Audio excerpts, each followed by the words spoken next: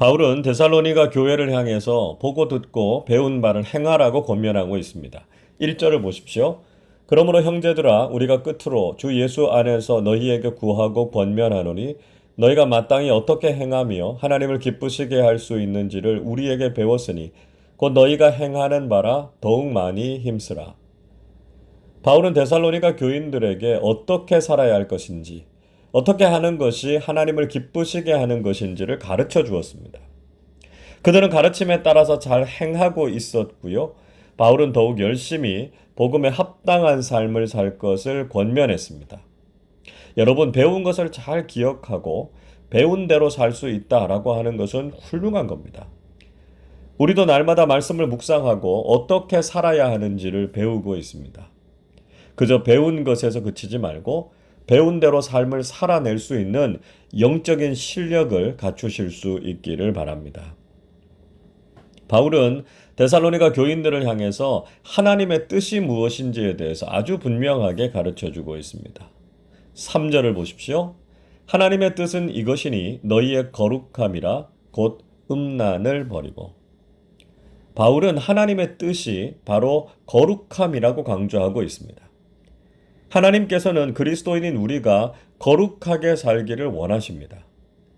하나님께서 우리를 죄에서 구원해 주신 것은 우리가 이제 하나님의 거룩하심을 닮아가기를 간절히 원하시는 것이죠.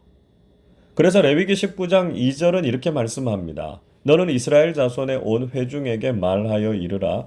너희는 거룩하라. 이는 나 여호와 너희 하나님이 거룩함이니라. 레위기의 말씀은 이스라엘 백성들이 하나님의 백성으로서 어떻게 거룩해질 수 있는지를 가르쳐 주고 있습니다. 하나님의 관심은 오직 거룩함에 있다는 것을 잊지 말아야 됩니다. 자, 그렇다면 구체적으로 거룩한 삶을 살기 위해서 가장 먼저 해야 할 일은 무엇일까요? 3절에서 바울은 음란을 버리라 이렇게 말씀하고 있습니다.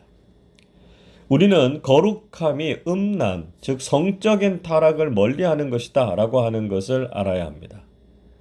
바울 당시나 구약 시대에서 이런 음란이 얼마나 하나님의 백성으로 살아가는데 결정적인 걸림돌이 되었는지를 우리는 잘 알고 있지 않습니까? 특히 음란한 제2 행위는 하나님이 아닌 이방신들을 섬기는 일에서 빠지지 않는 일이었습니다. 영적으로는 우상을 섬기는 간음을 저질렀고 직접적으로는 문란하고 타락한 성적 문제에 빠지게 되었다는 것이죠.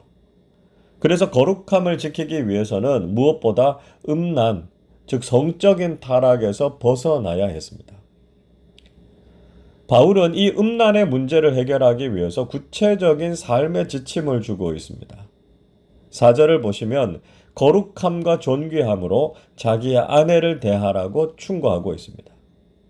즉 간음이나 음란에 빠지지 말고 자신의 가정을 잘 지키고 아내를 사랑으로 대할 것을 강조했습니다.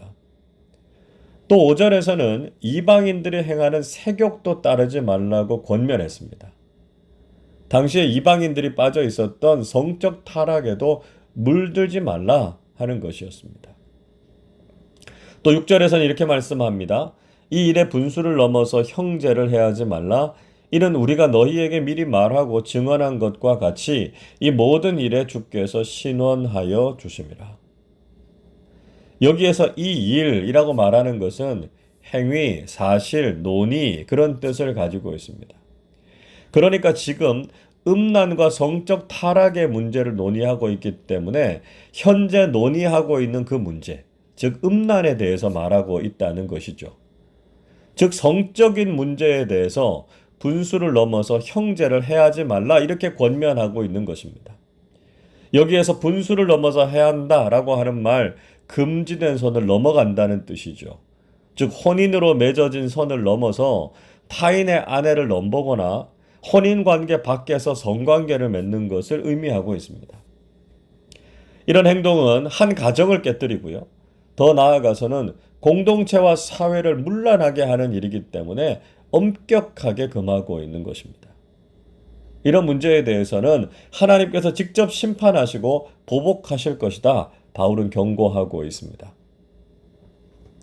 오늘날에도 성적인 타락은 기독교 신앙의 거룩함을 지키는 데 있어서 결정적인 장애물이 될 때가 많습니다. 사회생활 속에서만이 아니라 때로는 교회 안에서도 이런 성적인 유혹이나 문제들이 일어나게 될 때가 있습니다. 사탄은 성적인 유혹으로 우리의 가정과 공동체 그리고 사회를 혼란스럽게 한다는 것을 기억해야 합니다. 우리는 다시 한번 거룩함이 하나님의 뜻이다라고 하는 것을 알고요. 성적인 문제가 생기지 않도록 우리 자신을 잘 지켜나가야 할 것입니다. 이어서 바울은 또 무엇이 거룩한 그리스도인의 삶의 모습인지에 대해서 이야기하고 있습니다. 9절 보십시오. 형제 사랑에 관하여는 너희에게 쓸 것이 없음은 너희들 자신이 하나님의 가르치심을 받아 서로 사랑함이라. 바울은 공동체 안에서 형제와 자매를 사랑하는 것이 거룩함을 실천하는 좋은 방법이라고 제시하고 있습니다. 예수님께서도 서로 사랑이 바로 예수님의 제자임을 보여주는 중요한 증거라고 말씀하시지 않았습니까?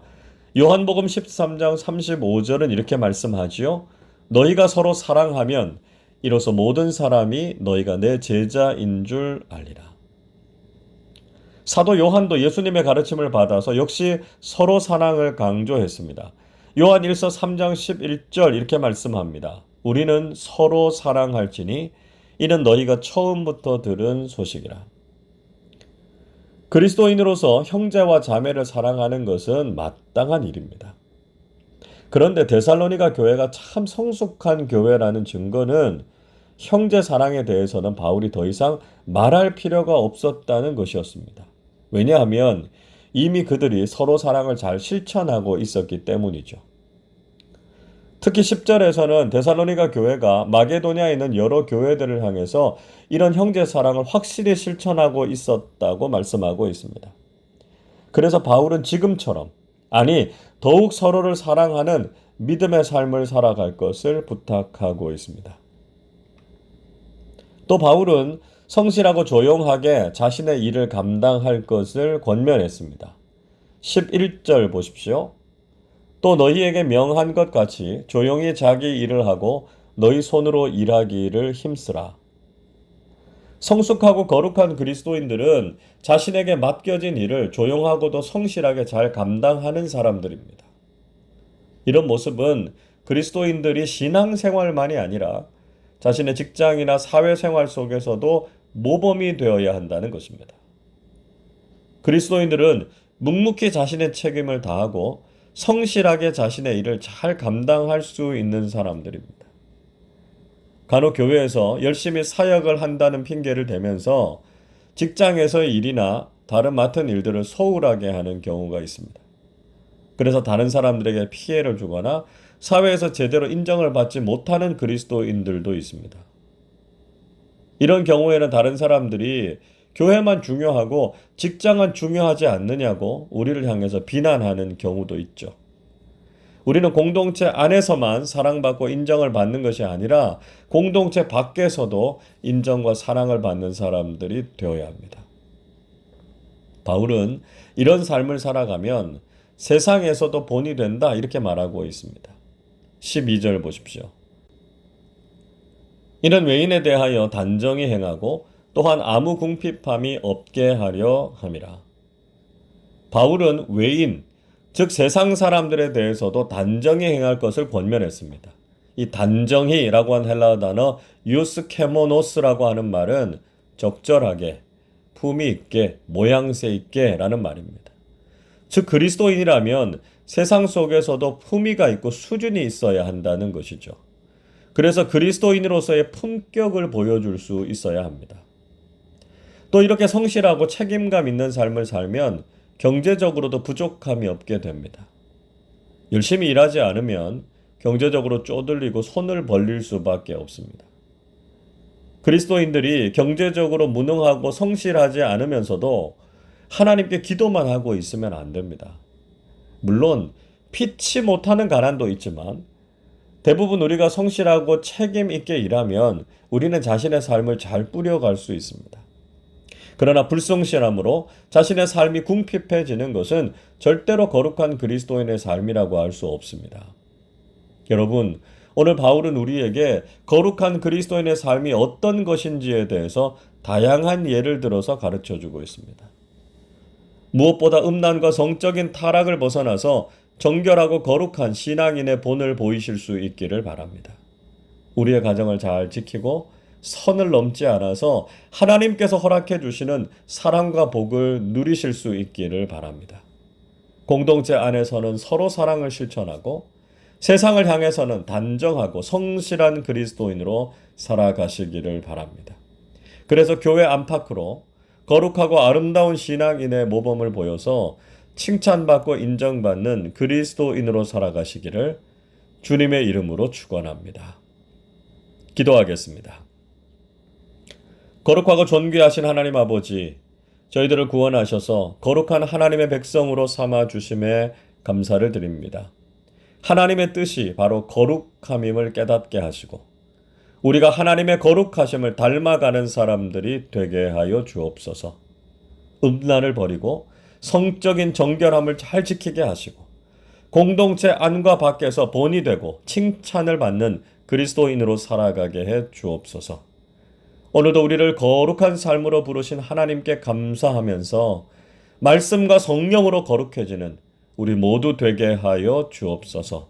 말과 삶이 본이 되게 하시고 공동체와 세상 속에서 선한 영향력을 미치는 사람들이 되게 해 주옵소서. 그래서 저희들의 신앙생활을 통해서 한 사람이라도 더 전도하게 하시고 진리와 생명의 길로 인도하게 해 주옵소서. 우리의 삶이 더욱 복음에 합당한 삶이 되어서 하나님께는 영광이 되고 많은 사람들에게는 기쁨과 칭송을 받는 그리스도인들로 살게 해 주옵소서. 감사드리며 우리 주님 예수 그리스도의 이름으로 기도하옵나이다. 아멘.